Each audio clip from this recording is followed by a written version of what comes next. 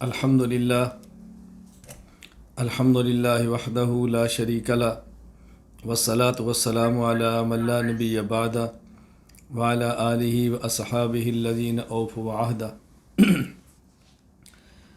ہمارا اسباق کا سلسلہ چل رہا تھا عبارات اکابر پر اعتراضات اور ان کے جوابات۔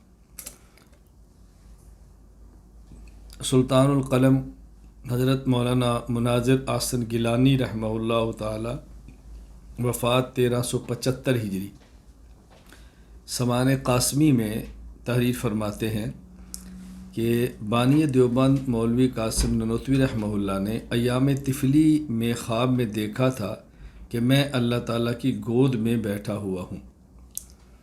یہ حضرت رحمۃ اللہ علیہ نے مولانا مناظر احسن گیلانی رحمہ اللہ نے سوان قاسمی میں حضرت مولانا قاسم نانوتوی رحمہ اللہ تعالیٰ کی خواب بیان فرمائی۔ اب اس خواب کے حوالے سے دو اعتراض کیے جاتے ہیں۔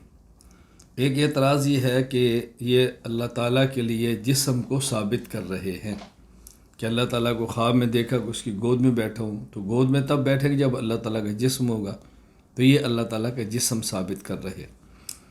دوسرا اعتراض یہ کرتے ہیں کہ اس عبارت میں اللہ تعالیٰ کی توہین ہے کہ اللہ تعالیٰ کسی بندے کو اپنے گود میں لیں اور کوئی بندہ اللہ تعالیٰ کی گود میں بیٹھے، یہ اللہ تعالیٰ کی بظاہر توہین ہے۔ یہ دو اعتراض بنیادی طور پر کیے جاتے ہیں۔ دیکھیں، بات یہ سمجھیں اس کا جواب کہ یہ مولانا محمد قاسم نانوتوی رحمہ اللہ تعالیٰ کی خواب ہے۔ اب خواب کی تعبیر دیکھی جاتی ہے کہ خواب کی تعبیر کیا ہو سکتی ہے۔ محض خواب دیکھ کر کسی شخص کے بارے میں اچھا یا برا ہونے کا فیصلہ نہیں کر سکتے جب تک اس کی تعبیر سامنے نہ ہو۔ اس لیے کہ خواب کی ایک صورت ہوتی ہے، ایک خواب کی حقیقت ہوتی ہے، اس حقیقت کو خواب کی تعبیر کہتے ہیں۔ اور تعبیر رؤیا یعنی خواب کی تعبیر یہ مستقل ایک فن ہے، اللہ تعالیٰ جس کو عطا فرمائے۔ بسا اوقات خواب بظاہر بہت اچھا ہوتا ہے، اس کی تعبیر بھیانک اور خوفناک ہوتی ہے، اور بسا اوقات خواب بڑا خوفناک ہوتا ہے، تعبیر اس کی بہت اچھی ہوتی ہے، اور اس کے بہت سارے واقعات موجود ہیں۔ مثلا میں ایک واقعہ پیش کرتا ہوں کہ جو مشکات المصابیح حدیث نمبر 6158 پر ہے۔ حضرت ام فضل بنت حارث رضی اللہ تعالی عنہ، ان کے بارے میں ہے کہ رسول اللہ صلی اللہ علیہ وسلم کی خدمت میں حاضر ہوئیں اور انہوں نے عرض کیا، یا رسول اللہ انی رأیت حلما منکرا اللیلہ، اے اللہ کے نبی میں نے آج رات کو بہت عجیب خواب دیکھا ہے، بہت عجیب۔ قال وما ہوا، اے اللہ کے رسول اللہ صلی اللہ علیہ وسلم فرمایا کہ وہ کیا خواب ہے؟ تو انہوں نے کہا جی بہت عجیب یعنی ڈرونا، میں خواب دیکھ کر ڈر گئی ہوں، بہت خوفناک اور بہت عجیب خواب دیکھے۔ تو ایسا خواب ہے کہ یعنی میں اس کو بیان کرنا پسند نہیں کرتی کہ میں کیسے بیان کروں میں نے کیا دیکھا ہے، یہ مفہوم میں بتا رہا ہوں منکرن کا۔ تو رسول اللہ صلی اللہ علیہ وسلم فرمایا کہ بتاؤ کیا ہے؟ تو انہوں نے کہا انہو شدید، اللہ کے نبی بہت خوفناک ہے۔ فرمایا وہ ما ہوا، بتاؤ تو صحیح ہے کیا؟ خواب کی تعبیر بتائیں گے، خواب تو بتاؤ۔ تو انہوں نے عرض کیا رسول اللہ رأیتک ان قطعۃ من جسدک قطعت ووضعت فی حجری، میں نے دیکھا کہ آپ کے جسم کا ایک ٹکڑا وہ جسم سے الگ ہوا ہے اور میری گود کے اندر آ کر وہ گر گیا ہے، میں اس پر بہت پریشان ہوں۔ تو رسول اکرم صلی اللہ علیہ وسلم نے فرمایا رأیت خیرا، یہ تو بہت اچھا تو نے خواب دیکھا ہے، بہت اچھا خواب ہے۔ کیوں؟ فرمایا تلد فاطمہ تو انشاء اللہ غلامن، میری لخت جگر فاطمہ کے ہاں بیٹا پیدا ہوگا، یکون فی حجرک، اور وہ بچہ تیری گود کے اندر آئے گا۔ سبحان اللہ، آپ نے فرمایا نا کہ فاطمہ میرے جسم کا ٹکڑا ہے، تو میری فاطمہ سے بچہ پیدا ہوگا، تمہاری گود کے اندر آئے گا۔ فرماتی ہیں فولدت فاطمۃ الحسین رضی اللہ عنہ، حضرت فاطمہ کے یہاں حسین پیدا ہوئے، فکان فی حجری، اور وہ میری گود کے اندر آئے، کما قال رسول اللہ صلی اللہ علیہ وسلم، جس طرح نبی پاک صلی اللہ علیہ وسلم نے فرمایا تھا۔ فدخلت یوما علی رسول اللہ صلی اللہ علیہ وسلم فوضعته فی حجرہ، میں نے ایک دن اس بچے کو لیا اور رسول اکرم صلی اللہ علیہ وسلم کی گود کے اندر جا کے اس کو رکھا۔ سبحان اللہ۔ اب دیکھو بظاہر خواب کیا ہے اور خواب کی تعبیر کیا ہے۔ تو خواب کیسا ہے اس کا فیصلہ خود نہیں کرنا چاہیے، اس کا فیصلہ معبر کرتا ہے، تعبیر دینے والا کہ آپ کی خواب کیا ہے۔ اچھا، دوسرا واقعہ، حضرت امام اعظم ابو حنیفہ نعمان بن ثابت رحمہ اللہ تعالی، وفات 150 ہجری۔ آپ کا خواب ہے جو امام ابو بکر احمد بن علی بن ثابت بن احمد بن مہدی البغدادی المعروف خطیب رحمہ اللہ تعالی، خطیب بغدادی، وفات 463 ہجری، انہوں نے تاریخ بغداد میں نقل فرمایا۔ حضرت امام اعظم ابو حنیفہ رحمہ اللہ فرماتے ہیں رأیت رؤیا افزعتنی، میں نے خواب دیکھا جس خواب نے مجھے خوف زدہ کر دیا، یعنی میں خواب دیکھا اور خواب سے گھبرا گیا۔ حتیٰ رأیت کأنی انبش قبر النبی صلی اللہ علیہ وسلم، میں نے خواب میں دیکھا کہ میں نبی پاک صلی اللہ علیہ وسلم کی قبر کو کھود رہا ہوں، قبر کو کرید رہا ہوں۔ فاتیت البصرہ تھا، میں جب بصرہ آیا، فامرت رجلا یسأل محمد بن سیرین، تو میں نے ایک شخص کو بھیجا کہ جاؤ محمد بن سیرین سے میرے اس خواب کی تعبیر پوچھ کر آؤ۔ فقال، امام ابن سیرین فرمانے لگے ھذا الرجل ینبش اخبار النبی صلی اللہ علیہ وسلم، یہ شخص رسول اکرم صلی اللہ علیہ وسلم کی احادیث کی تحقیق اور جستجو کرے گا، نبی پاک صلی اللہ علیہ وسلم کی مبارک احادیث پر کام کرے گا، آپ کی احادیث سے مسائل کو نکالے گا، استنباط استخراج کرے گا۔ دیکھیں وہی ہوا کہ آج امام حنیفہ رحمۃ اللہ علیہ نے امت کے سامنے کتنا بڑا سرمایہ پیش کر دیا ہے، رسول اکرم صلی اللہ علیہ وسلم کی احادیث میں جستجو کر کے مسائل کو نکالا اور امت کے سامنے ایک خزانہ پیش کر دیا ہے۔ اچھا، تیسرا واقعہ، حضرت امام ابو عبداللہ محمد بن اسماعیل امام بخاری رحمہ اللہ تعالی، وفات 256 ہجری کا، یہ ان کے بارے میں حافظ ابو الفضل شہاب الدین احمد ابن علی ابن حجر عسقلانی رحمہ اللہ، وفات 852 ہجری، انہوں نے ہدی الساری جو مقدمہ ہے فتح الباری شرح صحیح بخاری کا، اس میں فرماتے ہیں کہ محمد بن سلیمان بن فارس کہتے ہیں میں نے امام بخاری رحمہ اللہ کو یہ فرماتے ہوئے سنا، فرمایا رأیت النبی صلی اللہ علیہ وسلم وکأنی واقف بین یدی وبیدی مروحۃ اذب بها عنہ، میں نے خواب دیکھا کہ میں رسول اللہ صلی اللہ علیہ وسلم کی خدمت میں آپ کے سامنے کھڑا ہوں اور میرے ہاتھ میں پنکھا ہے اور میں یوں پنکھا ہلا رہا ہوں اور آپ سے مکھیاں دور کر رہا ہوں کہ مکھیاں آپ کے بدن مبارک کے قریب نہ آئیں۔ فصلت بعض المعبرین، میں نے تعبیر دینے والے شخص سے پوچھا معبر سے تعبیر کیا ہے، تو انہوں نے فرمایا انت تذب عنہ الکذب، کہ تم رسول اکرم صلی اللہ علیہ وسلم کی طرف آنے والے جھوٹ کو روک دو گے، یعنی آپ ایسا کام کرو گے کہ نبی پاک صلی اللہ علیہ وسلم کے بارے میں کوئی جھوٹی حدیث نہ گھڑے، اللہ اکبر، آپ جھوٹ آپ کے قریب طرف منسوب نہیں ہونے دو گے، آپ اس پر کام کرو گے۔ کہتے ہیں فَهُوَ الَّذِي حَمَلَنِي عَلَى إِخْرَاجِ الْجَامِعِ الصَّحِيحِ، میں نے جو صحیح بخاری کتاب لکھی ہے تو یہ خواب اس کا سبب بنا ہے کہ میرے دل میں داعیہ پیدا ہوا، دل میں یہ بات ابھری کہ میں ایک ایسی کتاب لکھوں جس میں صرف میری معلومات کی حد تک رسول اکرم صلی اللہ علیہ وسلم کی وہ احادیث جمع کروں جو صحیح ہوں، بس یہ میں نے کام کیا۔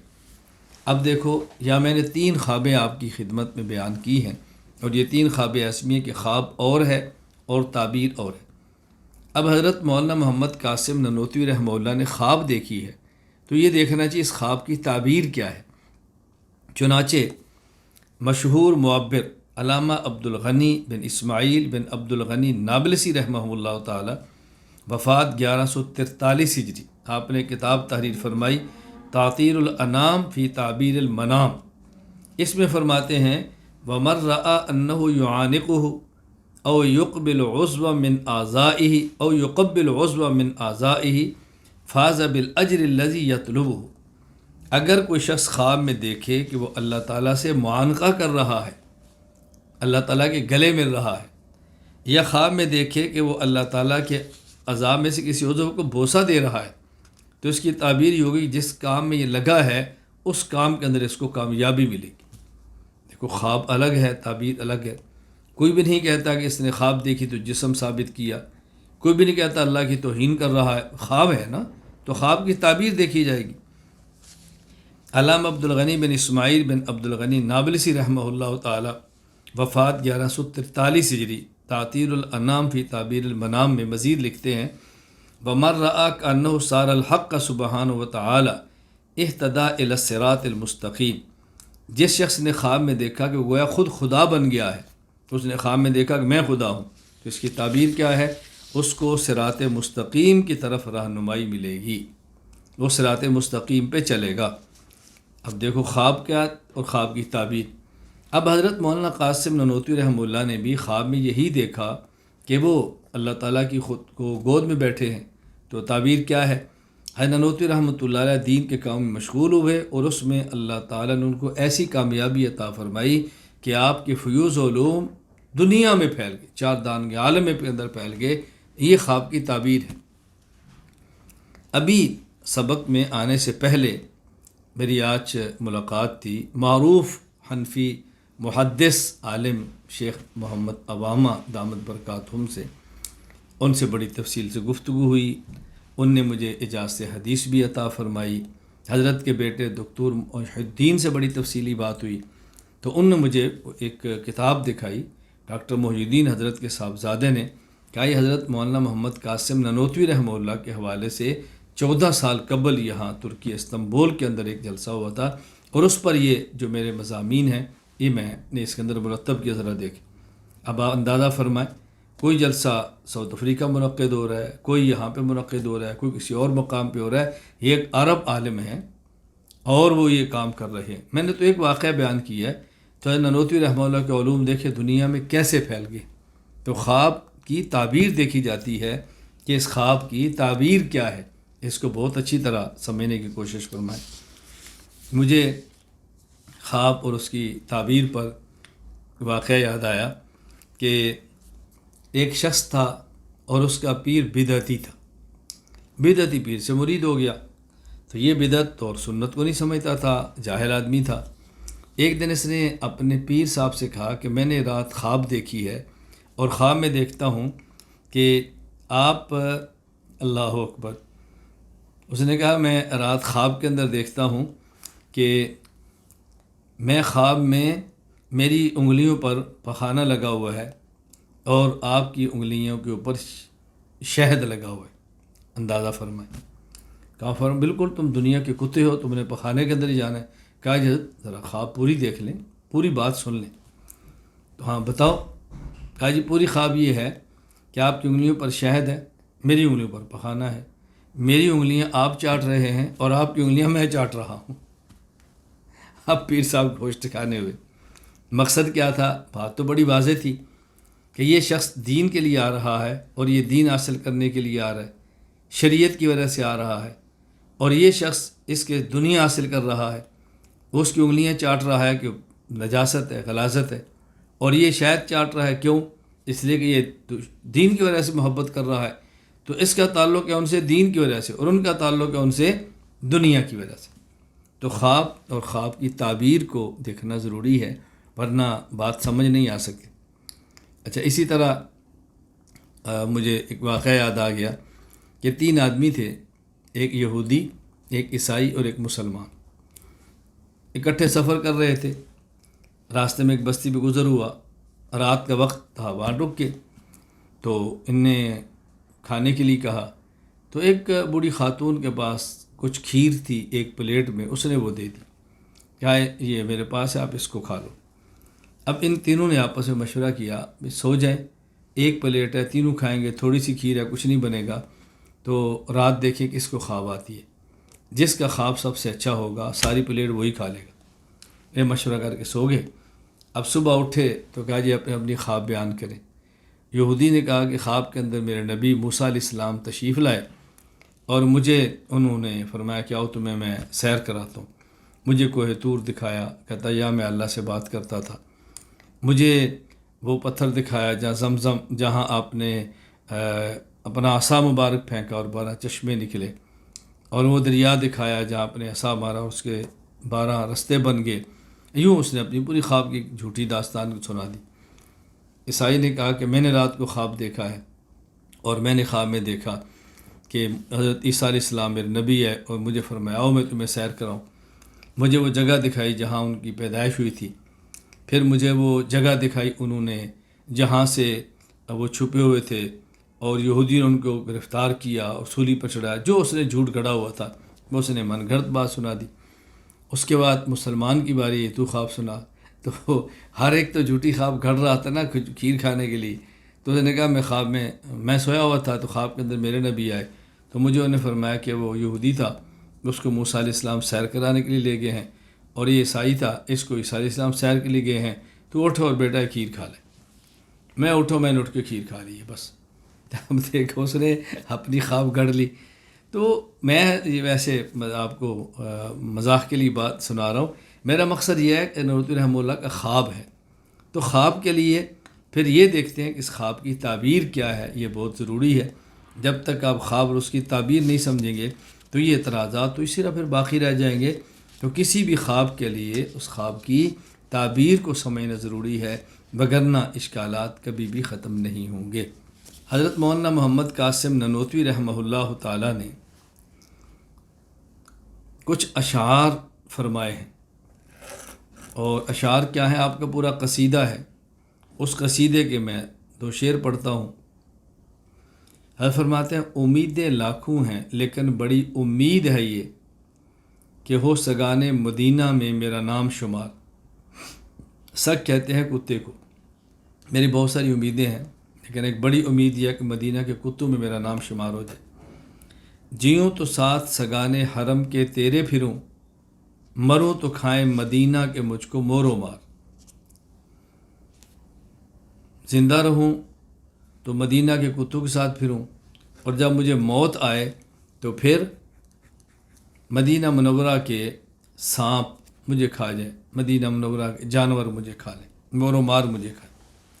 اب اس پر اعتراض کیا ہے کہ دیکھو دیوبند کا بانی جس کو تم اپنا مقتدا سمجھ رہے ہو، اس کو انسان ہونے پر عار ہے، اس کو انسان ہونے پر عیب ہے، اور وہ کہتا ہے کاش میں کتا ہوتا اور میں مرتا تو مجھے جانور کھاتے۔ اس شخص کو انسان ہونے پر ہی شرم آ رہی ہے، تم اس کو اپنا رہنما بنا کر پھر رہے ہو۔ یہ جو میں بات کر رہا ہوں، میں ایسے اڑی باتیں نہیں کر رہا، باقاعدہ ان اشعار کو پڑھ کے مزاح اڑا کے طنزیہ انداز میں بہت سارے گمراہ لوگوں نے اعتراضات کیے۔ جواب ذہن نشین فرما لیں۔ کہتے بھی دیکھو حضرت مولانا محمد قاسم ننوتوی رحمہ اللہ جو بات فرما رہے ہیں، اللہ اکبر، یہ خشیت الہی کی بنیاد پر فرما رہے ہیں، اللہ کے خوف کی وجہ سے فرما رہے ہیں، اور رسول اکرم صلی اللہ علیہ وسلم کی محبت پہ فرما رہے ہیں۔ یہ ایسے ہی ہے کہ جس طرح حضرت سیدنا صدیق اکبر رضی اللہ تعالیٰ عنہ کے بارے میں حضرت علامہ سیوطی رحمہ اللہ تعالیٰ نے تاریخ الخلفاء میں نقل کیا ہے کہ معاذ بن جبل رضی اللہ عنہ فرماتے ہیں دخل ابو بکر حائطہ، حضرت ابو بکر صدیق رضی اللہ تعالیٰ عنہ باغ میں داخل ہوئے، وَإِذَا بِدُبْسِيٍّ فِي ظِلِّ شَجَرَةٍ، آپ نے وہاں دیکھا کہ ایک کبوتر کی شکل کا جانور ہے اور وہ درخت کے سائے میں ہے۔ فَتَنَفَّسَ سُعَدَا، آپ نے ایک ٹھنڈا سانس بھرا اور فرمایا طُوبَىٰ لَكَ يَا طَيْرُ، مبارک ہو اے پرندے، تَأْكُلُ مِنَ الشَّجَرِ، تو درختوں سے کھاتا ہے، وَتَسْتَظِلُّ بِالشَّجَرِ، درخت کے سائے میں رہتا ہے، وَتَسِيرُ إِلَىٰ غَيْرِ حِسَابٍ، اور جب تو مرے گا تو تیرا کوئی حساب نہیں ہوگا۔ یا لیت ابا بکر مثلک، اے کاش ابو بکر بھی تجھ جیسا ہوتا۔ اللہ۔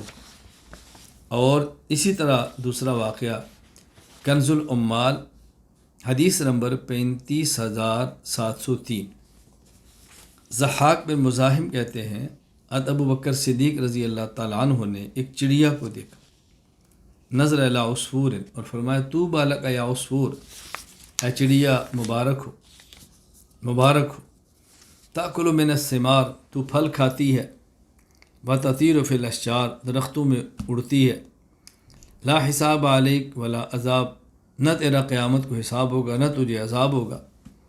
واللہ لوددت انی کبش یسمننی اہلی، اللہ کی قسم میں چاہتا ہوں اے کاش میں ایک مینڈا ہوتا، میرے گھر والے مجھے کھلا کے موٹا تازہ کرتے۔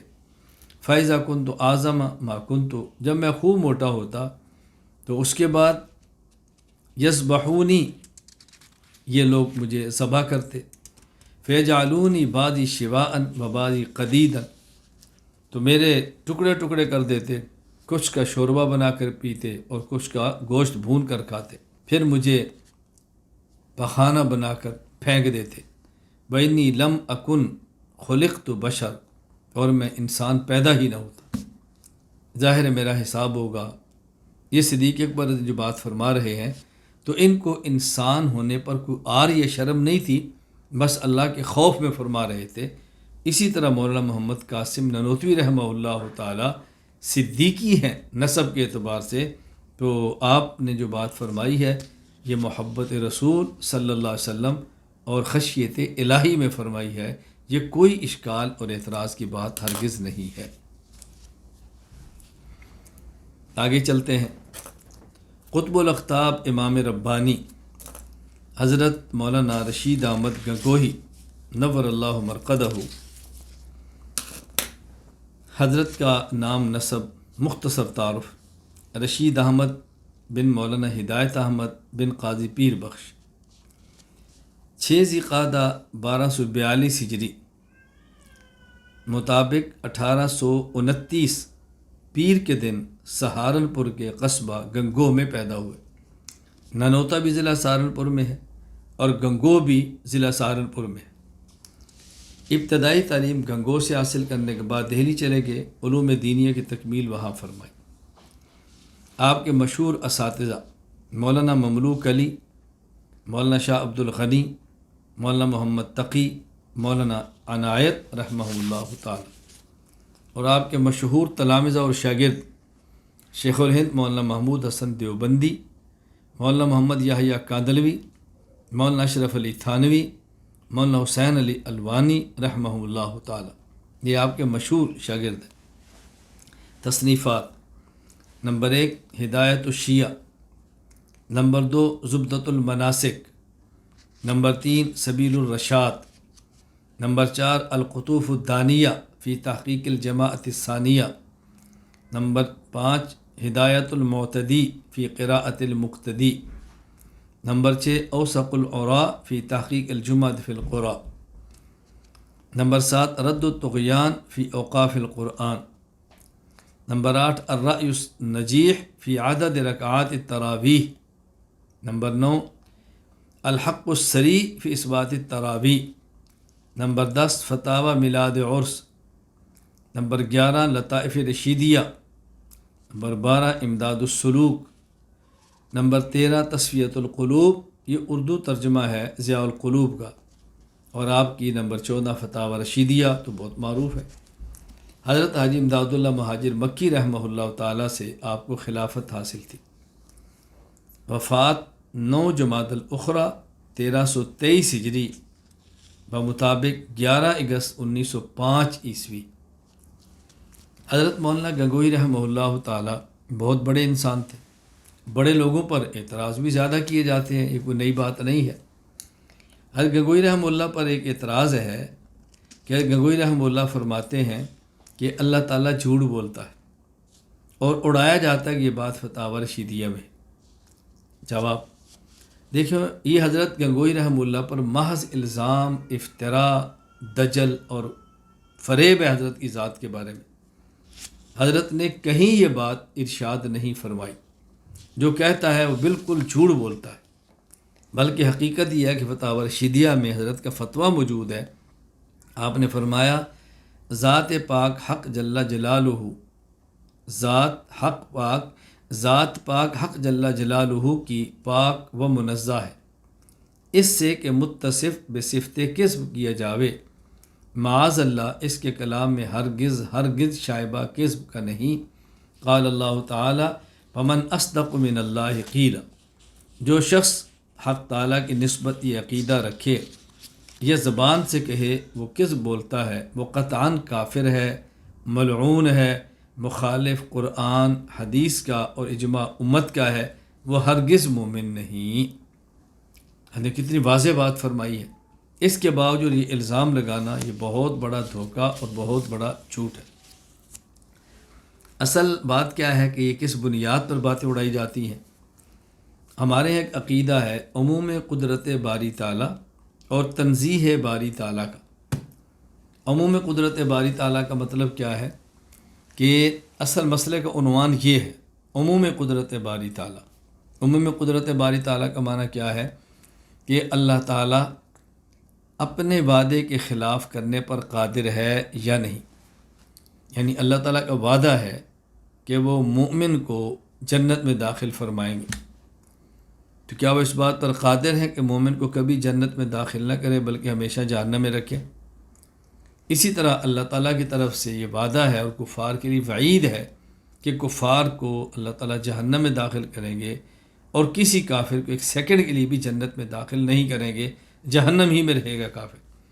کیا اللہ اس بات پر قادر ہے کہ اللہ تعالیٰ کافر کو جہنم میں داخل کرنے کے بجائے جنت میں داخل کر دیں؟ اہل سنت والجماعت کا نظریہ ہے کہ اللہ تعالیٰ قادر ہے۔ معتزلہ اہل بدعت ان کا عقیدہ ہے کہ اللہ تعالیٰ اس پر قادر نہیں۔ آگے ہمارا عقیدہ ہے تنزیہ باری تعالیٰ، کہ اللہ تعالیٰ اپنے کیے ہوئے وعدے کے خلاف کریں گے نہیں، یہ ہے تنزیہ باری تعالیٰ۔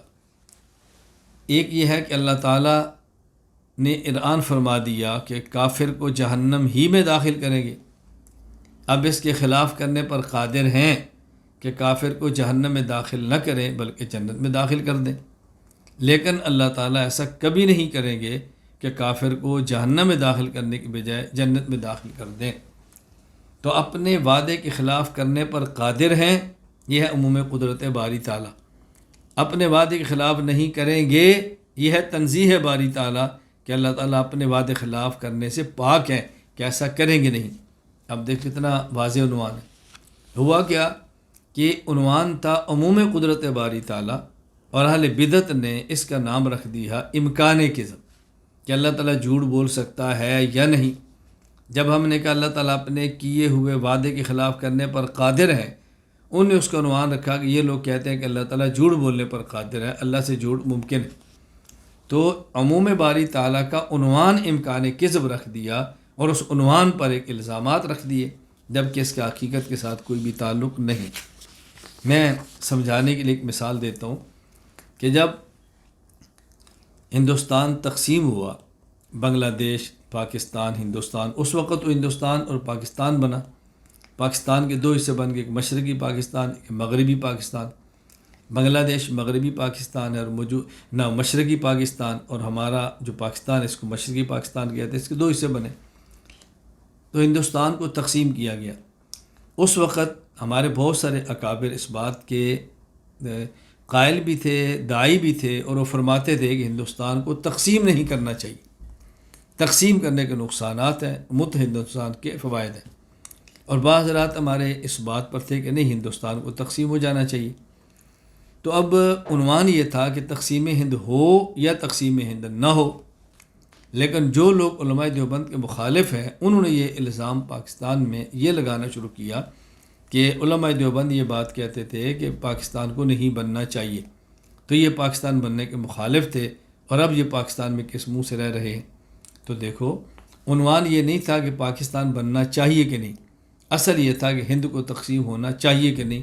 جب تقسیم ہوگا تو پھر آگے جو بھی بن جائے، اور جب نہیں ہوگا تو کچھ نہیں بنے گا۔ اصل عنوان تھا تقسیم ہند کا، اور اس کا عنوان دیا کہ قیام پاکستان ہو جانا چاہیے کہ نہیں، تو بات اور تھی اور بیان اور انداز میں کر دی گئی۔ اس بات کو اچھی طرح سمجھیں۔ باقی اسی پر میری مفصل گفتگو موجود ہے کہ علماء دیوبند کا عمومی موقف تقسیم ہند کے وقت کیا تھا، وہ ایک الگ مستقل عنوان ہے۔ اچھا، اسی طرح حضرت مولانا رشید احمد گنگوئی رحمہ اللہ پر ایک اور اعتراض ہے۔ اور اعتراض کیا ہے؟ محدث عظیم مولانا عاشق الہی بلند شہری رحمہ اللہ تعالی تذکرۃ الرشید میں لکھتے ہیں کہ ایک بار ارشاد فرمایا کہ میں، یعنی مولانا رشید احمد گنگوئی، کہ میں نے ایک بار خواب دیکھا تھا کہ مولوی محمد قاسم صاحب عروس کی صورت میں ہیں اور میرا ان سے نکاح ہوا ہے۔ یعنی میں نے خواب میں دیکھا کہ مولانا محمد قاسم نانوتوی دلہن بنے ہوئے ہیں اور میرا ان سے نکاح ہوا ہے۔ سو جس طرح زن و شوہر میں ایک کو دوسرے سے فائدہ پہنچتا ہے، اسی طرح مجھے ان سے اور انہیں مجھ سے فائدہ پہنچتا ہے۔ جس طرح خامد اور بیوی ایک دوسرے سے فائدہ اٹھاتے ہیں، اسی طرح میں اور وہ بھی ایک دوسرے سے فائدہ اٹھا رہے ہیں، یہ میں نے خواب دیکھی۔ اب اس پر اعتراض کیا جاتا ہے، اور اس طرح بونگے انداز میں اعتراض کیا جاتا ہے کہ انسان کو سن کر شرم آتی ہے، ان کو بولتے ہوئے شرم نہیں آتی۔ کہتے ہیں دیکھیں گنگوہی دولہا اور ننوتوی دلہن، دولہا بھی داڑھی والا، دلہن بھی داڑھی والی، یہ پہلی بار دیکھا ہے کہ داڑھی والی دلہن، مطلب الیاذ باللہ کیا کچھ کہا جاتا ہے۔ خیر، تو یہ اعتراض کیا جاتا ہے کہ دیکھو یہ کیا کر رہے تھے خواب میں، اور آخر خواب آئی تو کیوں آئی، کوئی وجہ تو ہوگی نا اس پر خواب آتی ہے۔ میں پہلے یہ بات عرض کر چکا ہوں، جواب اچھی طرح سے نشین فرما لیں۔ ایک ہوتی ہے خواب کی صورت اور ایک ہوتی ہے خواب کی حقیقت، یعنی خواب کی تعبیر۔ بسا اوقات خواب کی صورت بہت خوبصورت ہوتی ہے اور اس کی تعبیر بہت بھیانک ہوتی ہے، اور بسا اوقات کسی خواب کی صورت بہت بھیانک خوفناک ہوتی ہے اور تعبیر اس کی بہت اچھی ہوتی ہے۔ یہاں بھی یہی معاملہ ہے کہ ایک خواب کی صورت اور ایک خواب کی سیرت حقیقت ہے، تعبیر۔ اب میں اس خواب کی تعبیر کیا ہے ذرا اس کو بیان کرتا ہوں، پہلے دو حوالے سن لیں۔ علامہ ابن سیرین رحمہ اللہ تعالیٰ وفات 110 ہجری تعبیر رؤیا میں فرماتے ہیں، وَمَن رَأَىٰ أَنَّهُ يَنكِحُ رَجُلًا فَإِن كَانَ ذَلِكَ الرَّجُلُ مَجْهُولًا وَهُوَ شَابٌ فَإِنَّهُ يَزُرُ بِعُدُوِّهِ وَإِن كَانَ مَعْرُوفًا وَلَيْسَ بَيْنَهُمَا عَدَاوَةٌ فَإِنَّ الْمَفْعُولَ يُصِيبُ مِنَ الْفَاعِلِ خَيْرًا۔ اگر کسی شخص نے خواب میں دیکھا کہ اس کا نکاح کسی مرد کے ساتھ ہوا ہے، عورت کے ساتھ نہیں، مرد کے ساتھ ہو رہا ہے، تو وہ دیکھیں کہ جس کے ساتھ نکاح ہوا ہے وہ مرد معروف ہے یا غیر معروف ہے۔ اگر وہ مرد غیر معروف ہے کہ جس کا نکاح ہو رہا ہے یہ شوہر اس کو نہیں جانتا اور وہ ہے بھی جوان، یعنی جس سے نکاح ہو رہا ہے وہ شخص غیر معروف بھی ہے اور جوان بھی ہے، نتیجہ نکلے گا کہ جس کا نکاح ہو رہا ہے، جو دولہا بن رہا ہے، یہ اس عورت، اس آدمی، یہ دشمن سے، یعنی دشمن پر اس کو کامیابی ملے گی۔ کسی شخص کا نکاح ہوا ایسے شخص سے خواب میں کہ جس کو جانتا بھی نہیں اور وہ نوجوان تھا، تو جس کا نکاح ہو رہا ہے اللہ تعالیٰ اس کو کسی دشمن پر کامیابی عطا فرمائے۔ اور اگر کسی شخص کا کسی ایسے شخص سے نکاح ہوا کہ جس کو وہ جانتا ہے لیکن ان دونوں کے درمیان کوئی لڑائی نہیں تھی، تو اس میں جس کے ساتھ نکاح ہو رہا ہے یہ اس شخص سے فائدہ اٹھائے گا کہ جس کا نکاح ہو رہا ہے، یعنی جو خواب میں دلہن بن رہا ہے، اس کو فائدہ ہوگا اس سے جو دلہا بن رہا ہے۔ دیکھو خواب کی تعبیر ہے یہ۔ اچھا، اسی طرح علامہ عبدالغنی بن اسماعیل بن عبدالغنی نابلسی رحمہ اللہ وفات 1143 ہجری تاثیر الانام فی تعبیر المنام میں فرماتے ہیں، وَإِن رَأَىٰ أَنَّهُ يَنكِحُ شَابًا مَعْرُوفًا، اگر کوئی شخص خواب میں دیکھے کہ اس کا نکاح ایک نوجوان سے ہو رہا ہے اور اس نوجوان کو پہچانتا ہے، معروف ہے، فَإِنَّ الْفَاعِلَ يَفْعَلُ بِالْمَفْعُولِ خَيْرًا، تو یہ شخص جو دلہا بن رہا ہے اس کو اس شخص سے فائدہ حاصل ہوگا جو خواب میں اس کی دلہن بن رہا ہے۔ تو یہ تعبیر ہے۔ اب دیکھو خود حضرت گنگوہی رحمہ اللہ تعالیٰ نے اس کی تعبیر بیان فرمائی ہے، خواب نقل کر دی، تعبیر چھوڑ دی۔ حدیث کے تعبیر میں کیا فرماتے ہیں، سو جس طرح زن و شوہر میں ایک کو دوسرے سے فائدہ پہنچتا ہے، اسی طرح مجھے ان سے اور انہی مجھ سے فائدہ پہنچا۔ جس طرح خاوند کو بیوی سے نفع ہوتا ہے، بیوی کو خاوند سے نفع ہوتا ہے، نفع کا معنی صرف ہم بستری نہیں ہے، راحت ہے، سکون ہے، ضرورتیں پوری ہوتی ہیں۔ تو جس طرح ان دونوں کو ایک دوسرے سے فائدہ ہوتا ہے مجھے بھی ہوا۔ وہ کیسے؟ فرماتے ہیں وہ اس طرح، انہوں نے حضرت رحمۃ اللہ علیہ کی تعریف کر کے ہمیں مرید کروایا کہ مولانا قاسم نانوتوی رحمۃ اللہ علیہ نے میرے سامنے حاجی امداد اللہ مہاجر مکی رحمۃ اللہ علیہ کی تعریف کی اور مجھے ترغیب دی اور مجھے حاجی صاحب کا مرید کروا دیا، یہ ان سے مجھے فائدہ ہوا۔ اور ہم نے حضرت سے سفارش کر کے انہیں مرید کروایا، یعنی مولانا قاسم نانوتوی رحمۃ اللہ علیہ حاجی صاحب سے بیعت نہیں تھے، یہ حاجی صاحب ان کو بیعت اس وجہ سے فرماتے رہے کہ علم میں بہت آگے ہیں، تو حضرت نانوتوی رحمۃ اللہ علیہ کی سفارش کی کہ حضرت آپ ان کو بیعت کر لیں، تو حاجی صاحب نے ان کو اپنا مرید بنا لیا۔ تو فرماتے ہیں مجھے فائدہ ہوا کہ مولانا قاسم نانوتوی نے حاجی صاحب کی تعریف کی اور مجھے ان کا مرید کرایا، اور میں نے حاجی صاحب سے درخواست کر کے مولانا قاسم نانوتوی رحمۃ اللہ علیہ کو حاجی صاحب کو مرید کروا دیا، تو ہم ایک دوسرے سے ہمیں نفع پہنچا ہے۔ تو اب دیکھو خواب کیا ہے اور خواب کی تعبیر کیا ہے، ان کو بہت اچھی طرح سمجھنا چاہیے. کبھی بھی انسان کو نہ دھوکہ کھانا چاہیے نہ دھوکہ دینا چاہیے. آپ نے سنا ہوگا مکہ مکرمہ میں نہر زبیدہ، جو مکہ مکرمہ کی نہر ہے، اور آج بھی اللہ تعالیٰ آپ کو یہ عرفات ان مقامات پہ لے جائے تو پہاڑی کے ساتھ اس کے آثار اب بھی موجود ہیں. نہر زبیدہ، یہ نہر زبیدہ کیا تھی؟ ملکہ زبیدہ نے خواب دیکھا، وہ کعبہ شریف کے چھت پر ہے، پورے جسم سے ننگی ہے، اور لوگ آ رہے ہیں اور اس سے فائدہ اٹھا رہے ہیں، ہم بستری کر رہے ہیں. تو ان کو بہت عجیب لگا اور بہت گھبرا گئی کہ میں نے خواب کیا دیکھا. صبح معبر سے تعبیر پوچھوائی تو انہوں نے کہا اللہ تعالیٰ آپ سے حرم کا ایسا کام لیں گے کہ جس سے دور دراز سے آنے والے لوگ فائدہ اٹھائیں. تعبیر کیسے سچ ہوئی؟ انہوں نے وہاں مکہ مکرمہ سے عرفات تک کی وہ نہر کھدوائی، اور اس نہر کے سار آج بھی موجود ہیں. تو دور دراز سے آنے والے حجاج وہاں سے پانی کا استفادہ کرتے تھے. کتنا بڑی یہ خدمت ہے، آپ اندازہ فرمائیں. اچھا، اسی طرح ایک خواب پاکستان میں ایک عالم ہیں، انہوں نے ہمیں خود بتایا کہ میں نے خواب دیکھی کہ ہماری مسجد کے باہر ایک یعنی باغ ہے. باغ تو ہے لیکن خواب میں دیکھا کہ باغ ہے، اور اس باغ کے اندر تالاب ہے، اور تالاب کے اندر گندا پانی ہے جس میں پیشاب پخانہ گرتا ہے، اور میں وہاں بیٹھ کے وضو کر رہا ہوں. انہوں نے دیکھا میں وضو کر رہا ہوں، کہ میں بہت گھبرایا کہ میں ناپاک اور گندے پانی سے وضو کر رہا ہوں، یہ کیا ہے؟ تو انہوں نے کہا کہ میں نے یہ خواب امام اہل سنت والجماعت حضرت مولانا محمد سرفراز خان صفدر رحمہ اللہ سے پیش کی اور حضرت سے تعبیر پوچھی. تو حضرت نے اس کی تعبیر میں مجھے ارشاد فرمایا کہ تم سے اللہ گندے ماحول میں دین کا کام لے گا. فرماتے ہیں خواب مجھے اس وقت سمجھ آئی کہ جب پاکستان سے یورپ پہ جا کر اللہ تعالیٰ نے مجھ سے بیانات اور دین کا کام لیا. اب دیکھو خواب کیا ہے اور خواب کی تعبیر کیا ہے، آپ اندازہ فرما سکتے ہیں. اچھا، وہ ایک بات آ گئی تو شاگرد ہیں، آدمی ایک بات کرتا رہتا ہے. خود میرا دوسرا نکاح ہوا اور اس کی بنیاد بھی ایک یعنی اللہ تعالیٰ کی طرف سے تھا، لیکن ظاہری سبب بھی تھا کہ میری دوسری اہلیہ کے بھائی میرے پاس تخصص میں تھے. مجھے انہوں نے کہا کہ میں نے استاد جی خواب دیکھی ہے. میں نے کہا کیا خواب ہے؟ انہوں نے خواب بتائی تو میں نے کہا خواب لکھ کر لاؤ. وہ خواب انہوں نے مجھے لکھ کر دی.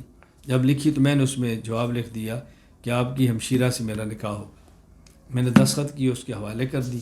میں نے اسی وقت کہا کہ آپ اپنی والدہ سے فون پر رابطہ کر کے پوچھیں. انہیں اپنی والدہ سے شاید خواب تو نہیں بتائی لیکن یہ کہا کہ استاد جی نے رشتہ مانگا. والدہ نے ہاں کر دی. میں نے کہا ابو سے بات کرو. ابو سے بات کی تو انہوں نے بھی ہاں کر دی. تو میں نے کہا چلے 2 دن بعد نکاح ہوگا. تو اسی طرح یعنی کوئی پہلے سے منگنی کوئی کسی قسم کا نہیں، 2 دن بعد نکاح ہو گیا. الحمدللہ اللہ کا بڑا شکر ہے. اب تو میرے یہاں 4 نکاح موجود ہیں. تو مجھے مزاح میں دوسری اہلیہ کہا کرتی تھی کہ کسی اور شاگرد نے کوئی خواب نہیں دیکھی. تو میں صرف یہ بتا رہا ہوں کہ یہ خواب کی تعبیر ہوتی ہے، اور تعبیر ایک فن ہے. اللہ تعالیٰ کسی کو عطا فرما دے تو اللہ تعالیٰ کا بہت بڑا احسان ہے.